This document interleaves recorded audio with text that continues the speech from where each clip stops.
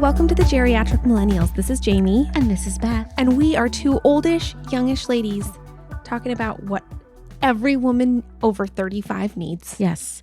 I mean, yes. It's not a hard 35. Like, it could be in I that feel like range. it's that range. Like, you're out of your 20s. You're in your 30s now. You need to reprioritize some things. Mm-hmm. Yeah. Mm-hmm. I am so curious about what's on your list. And so we're doing a top 5. And this stresses me out. I cannot narrow things down. No, you came in with 12.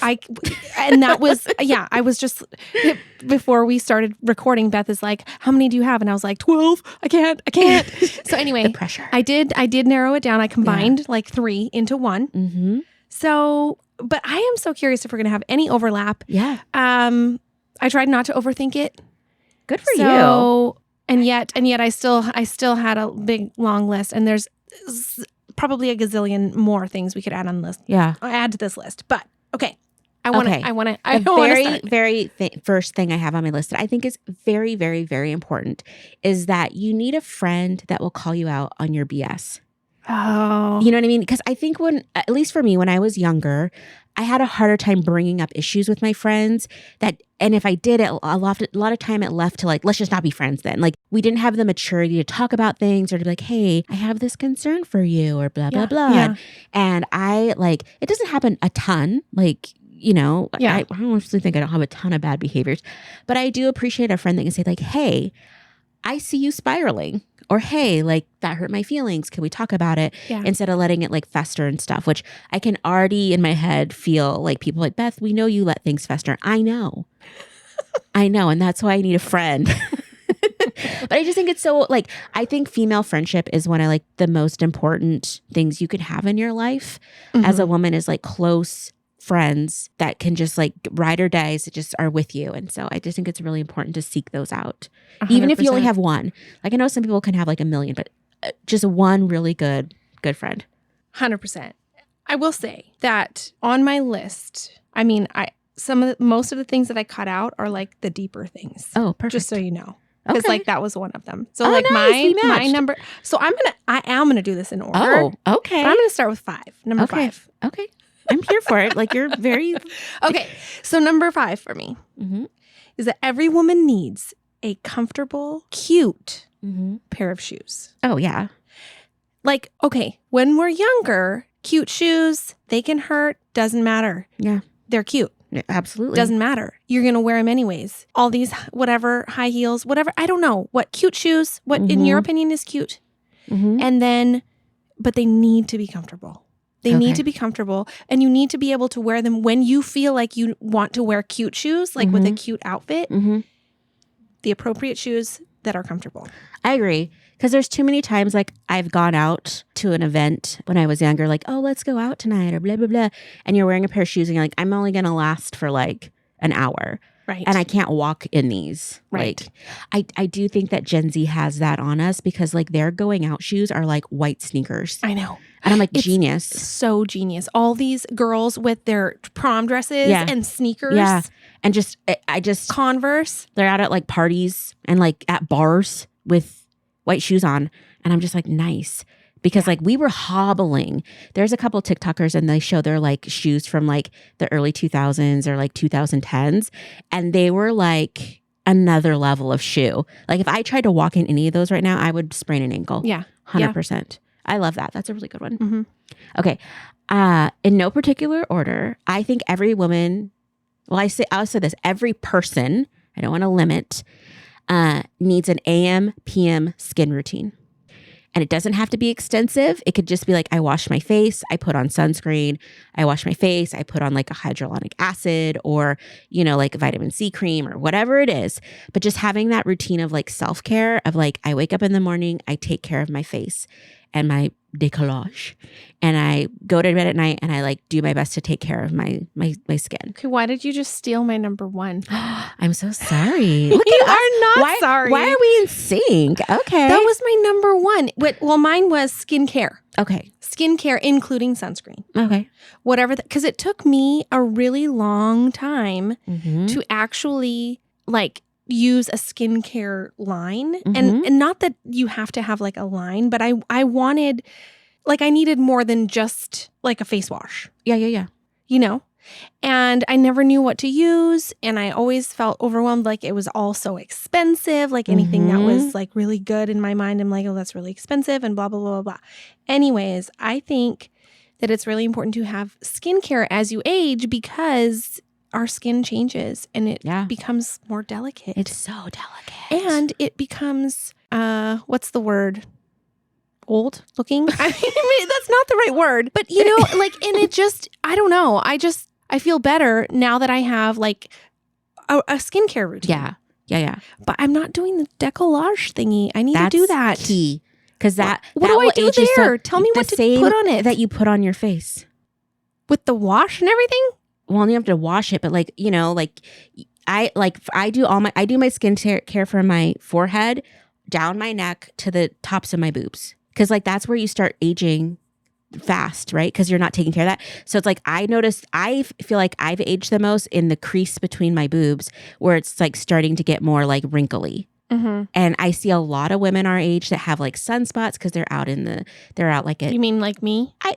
I don't see a ton, but I see people that get really wrinkly there because they're out watching their kids' sports and that's me. They're forgetting to I'm put not like doing suntan. Anything there. So they forget to put even like sunscreen on there. And so you just treat it there. And then a trick I learned from a friend when I lived in South Korea is you do the back of your hands too. And that helps you because your hands will age you real fast. Like I was just looking at someone's hands today and I was like, man. Were they mine? No. But I was like, your hands don't match your face. And I'm like, you're not doing your routine on your hands. Yeah. And so there's like, your hands look 45, your face looks 37. So I feel like that's not that huge of a difference, Beth. Well, it's not. I maybe should have used a bigger gap, but I don't know. 37 for me, I looked a lot different. So whatever. You did not. To me, I did. You might not notice yet, but I did. Yeah. Sorry. That was yours. Okay. Yeah. Well, and / mine. Yeah. That's fine. Yep. It's cool. fine. Okay. Number 4. Now I might you may disagree with me. Okay. A lot of people may disagree with me. But I think that every woman over or under 35 should have a color analysis. Oh my gosh, done. You're obsessed. I am obsessed. And the reason for it, there's multiple reasons. One of the main reasons is because as we get older, we don't have time. We don't want to waste time. Yeah, absolutely. We don't want to waste time. Absolutely. We don't have extra time. We don't want to waste our resources. Not that you want to do that when you're younger, but you're not as aware. You're not as conscious. You're just living your life, whatever. But as you get older, I think I feel like I have less time, to spend on certain things, like in my wardrobe, for example. I just want it to be easy. And it's so overwhelming. It can be so overwhelming. And I want to look my best. I want to know how to look my best. Yeah. Not that I want to make an effort every single day, but I want to make it easy. Anyways, all that to say, color analysis is like a tool that boosts your confidence in making decisions and also in knowing like what compliments you when it comes to any kind of color surrounding your face. So that's makeup and clothing and jewelry and all of it. And it's just like life-changing when you have the color analysis done and you have that knowledge and you have those tools to be able to make decisions. It eliminates so many things that you're just like, oh, like, no, I'm not even going to look at that because that's not going to make me look and feel the best. You know what I'm trying to say? I totally get it. I love the idea of limiting because there's so many options out there. And I think especially like just knowing like this is my color palette. And if it's not in that palette, I'm not going to get it. Just really helps to streamline. Or I like it so much that even though it's not in my color palette, I'm still going to get it, but I'm making that decision without regret. Yeah. Like later on. Because I have things that I'm like, man, if I would have known, I would not have bought this stupid $150 Patagonia vest in mustard yellow. Oh my gosh. You know what I mean? I do, because I look at my closet and there's so many tops in there that I've never worn because I thought they looked cute online or on the hanger or on the mannequin. But then when I and I never try anything on. So when I got it home and I got it on and I looked at it with like what I actually wear, it didn't fit anywhere and it didn't look good. And the colors you didn't return were off. It? I'm really bad about that. Okay. I know it's a problem. I know. Okay. That's fine. The next thing that I have is a beauty thing.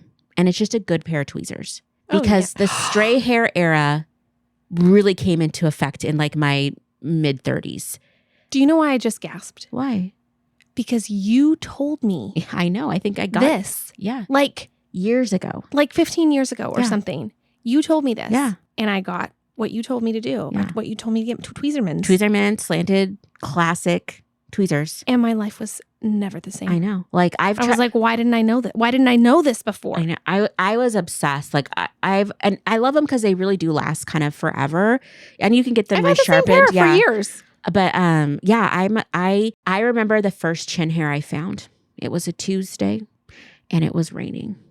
I don't know, but I was like, just like when you're holding your chin, and I was just kind of rubbing my chin a little bit, and I was like, "Whoa, what's that little pokey thing?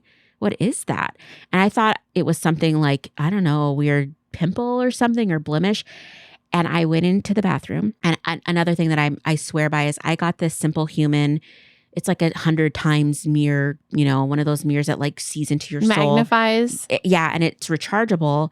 And it's what do you mean it's rechargeable? It's a mirror. Oh, the light. Is there a light? Yeah, there's this bright light on it. And so it will shine and just, again, right into illuminate your pole, all the flaws. Everything. And I remember like getting it, and I turned on the mirror and I looked at my chin, and there was the nastiest, haggiest, thickest, coarse witch hair just sprung out of my chin for no apparent reason.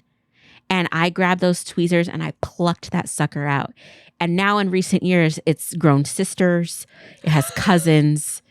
It's like I have to do the chin. Like I literally, Sunday nights are my night to like, clean up the brows, check the chin, because there's nothing worse than like sitting at work and you're in a meeting or something, you brush along your jawline and all of a sudden like, what is that? What is that? And it's some long hair, chin hair.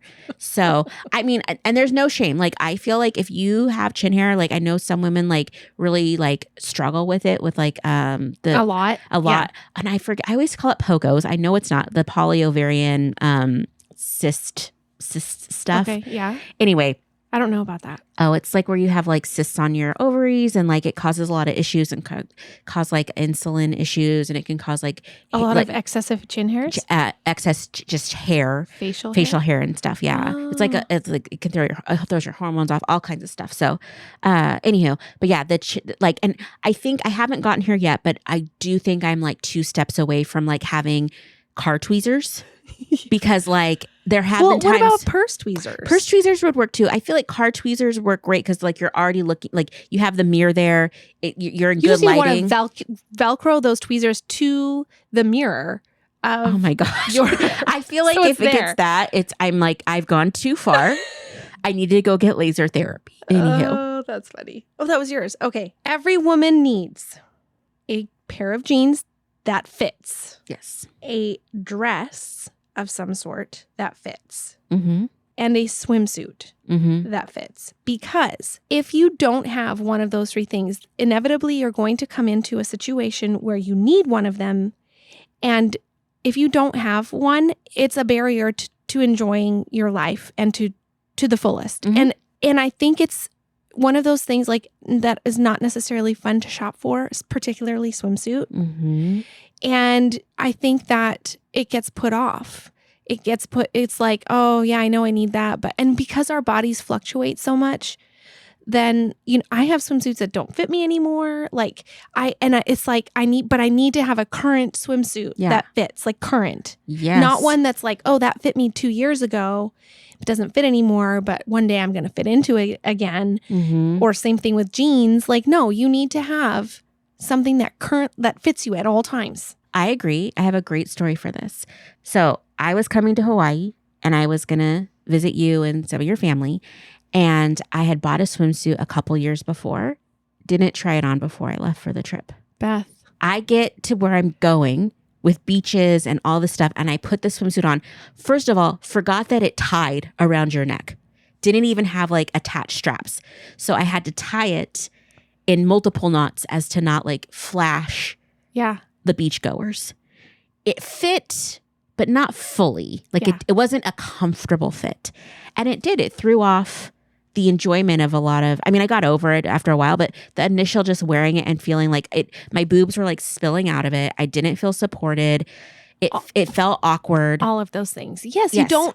So I found a swimsuit. It was last year that I was like, oh my gosh, I finally felt like I found a swimsuit that I liked. And like, since, there's been so many seasons of life, right? I used to live in Hawaii. I used to spend a ton of time on the beach. And I don't know what happened to any of those swimsuits that I used to have. Like, that was a long time ago in my life. But anyways, what I found was a high-rise bottom that had the kind of coverage that I wanted, but that was also high-rise enough that it just made me feel like I wanted to feel, like just like contained, but it was still a two-piece and it looks really cute in my opinion. Like, I felt like it had like the right amount of coverage that I wanted so that I could be active, swim, sit on the side of the pool, and just like not worry about it. Yep. And for whatever reason, like, there's always been like something about my swimsuit that I just have felt like, oh, I got to be careful with this. Oh, I got to make sure, I groom everything really well. Yeah. Or I'm going to wear shorts, or you know what I mean? Like, just all of those things. Anyways, I found a suit that checked boxes for me, that checked all the boxes, which was like, oh, like that kind of moment where I was like, oh, this is great. And I just think that every woman needs to have a swimsuit that fits, that they don't have to go through that when summer comes around, or when the time comes around to go on a boat, or whatever it is. You don't have to think about it. Yep. And you don't have to scramble. So yes. I like that. Okay. This one's kind of generic, but I just think people need a signature something. So I think something you're kind of known for. So my signature is I always wear Converse. I've tried to break the habit. I cannot.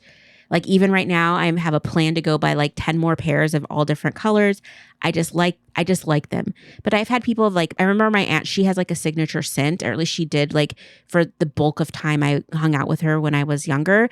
And it's like, I mean, it just, anytime I smell it, it's a signature perfume. Yeah. I can't remember the name of it, but it was just like one of those things, signature, a signature piece of jewelry, just something that just kind of like, just sticks with people, like, oh, she's the blank girl. Yeah. Yeah. I don't know. I think a signature, I think it does a lot for somebody. I like that. I think that every woman needs to have, like you were saying, a signature or something. I think you need to have, every woman needs to have a go-to lip product that is like, that they really like. And preferably, in my opinion, it should have color. Okay. But that, I know that's not for everyone. But like a signature one that is just like, you will buy it again and again because you love it that much, and it feels good, and it's just like, I don't know. I think I'm obsessed with lip products and things, and I have so many, but I have a few like that are my favorite. And I literally put it on today, and I was like, what's going to happen if they ever stop making this? I don't know what's going to happen, because it's my go-to lip thing, and I don't know. Maybe that's just me. Do you agree with me that every woman needs like a go-to lip product? Kind of, yeah. I mean, what is yours? Mine is the Ilia balm, the tinted lip balm. Okay. Mine is classic chapstick. Yeah. Black band. Yeah. Yeah. I think so. I think so. Okay. It just makes sense. Yeah, it does. Okay. That was out of order, by the way, because I had to randomly put one in because Beth and I overlap, and she stole my number 2. I thought it was my number 1, but it was my number 2. Okay. So my last one is this, and this is just from years of watching Friends and myself and whatever. I think that we need to, as women, have an understanding of finances and how things work. And so finances, first and foremost, is just the basics. Like, I am not financially literate by any means. Like, I do not fully understand investing in 401ks and whatever, but I understand credit. I didn't when I was younger, which caused a lot of problems. I didn't understand my student loans. It caused some issues. But I've also seen some of my friends and women I know that do not touch their finances at all. Their husband does everything. They do not know where the money comes in. The husband pays all the bills. And I think that puts people in a really precarious situation should anything happen to this, it could be anything. You could get widowed, but you could also get divorced. And I've just seen so many stories of women, that they lose their husband that they never thought they would lose. And they go from like being completely taken care of to having to start over. And a lot of times, like, especially if you be in the person that stayed at home and taking care of the kids, and it's a pretty big loss. I feel the same way about, you should understand how to fix your Wi-Fi, or just do some of those little things, or have an awareness. Like, maybe you pay someone to do it, but you should be able to like do little things for yourself that you don't have to rely on anyone else. Because again, you can get into these situations where I had a friend, this was years ago, and they were like, their internet was down in their house because they didn't know how to like restart their router. And they had to wait for their spouse to like come home from a trip or something. And I was like, that's not acceptable. Like you have to be able to like figure that stuff out. And it's like, and some people think it's cute. She's like, no, I just don't know. But I think the helpless thing, it doesn't work in this day and age. And it's just really important to like know where your money is, have a little, sneaky stash if you don't work out of the home. I think it's really important to have some money for yourself. And then again, just know how to fix things and get things done. Or just like, I'm never going to change my own oil. That is not what I'm saying. But I know I have to change the oil and I know where to get it done. And so some of those skills, some people literally just do not possess or have to do. So it's just very like, I think it's really empowering when we can just like at least know some basic stuff. Yeah. I think that would be an interesting thing to talk about maybe in another episode of like a list of those things of like, what are some of like, what do we need to know how to do? Yeah. Okay. My last one, and I would say this is number one, that every woman needs, especially over the age of 35, and that is a vacation. I love that. Every woman needs a vacation of some sort. It doesn't have to be international. It doesn't have to be exotic. It doesn't have to be like 2 weeks long. Like it doesn't have to be, there's not a certain criteria, but I think that every woman needs to be able to have a break of some sort where she can have fun and relax, whatever that looks like to her. And I know that that is not an option for every single woman. Yeah. But they still need it. I want to tag on here too, a real vacation where they're not having to cook every meal in a suite for their family to save money to be out of town. And they don't have to stay at I know people like Airbnbs, but like they don't have to stay somewhere where they have to clean up everything and do laundry, like an actual vacation. And I know that's like very much related to like the motherhood experience. I just see too many of my friends that like go do things, but that they're still taking it all with them. And I know that's part for the course with kids. It is, but I think in my mind, I think I didn't clarify. This is a vacation without your kids. Yes, I just want to say that because some people think vacation and like, oh, we're going to the beach this weekend. I'm like, yeah, but you have to like schlep do all this stuff. Yeah, like a real vacation. Yeah. Like, and I also want to say that visiting family is not vacation. Nope. That's a trip. Yeah. That is a trip. I was lied to my whole life because I thought I used to go on vacations as a child and a young adult. I did not. I only visited family. That's not the same. Nope. I think I've only been on a couple real vacations in my entire life because it's like, oh, we're just going to go visit someone. That's not what that is. No, it's not. It's not the same. I like your stuff. I like yours one. too. Yeah. Lots of things that we need to do after 30, 35. Yeah, there really is. And you know what? I mean, there's a lot more. I feel like we could do more to come. Yes. If you're enjoying the podcast and would like to support the show, you can share episodes with your friends and family, follow us on Instagram at the Geriatric Millennials, or leave us a positive review and rating, all which help us to grow. Our theme music was created by the Finley Ghost. Check out their latest album now. Thank you so much.